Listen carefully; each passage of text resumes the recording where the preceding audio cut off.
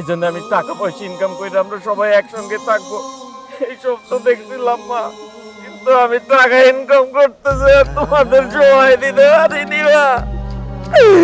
আমার বাপ কইরা না মা। মা তোমার রুবেল আইছে দেখবা না? ও মা, ও মা, তোমার রুবেল আইছে। মাগো একটু তো দেখতে চাইছিলা, চোখে একটু বলো না মা। মা রুবেল আইছে। বাইরে বড় সহ্য হয়ে গেল।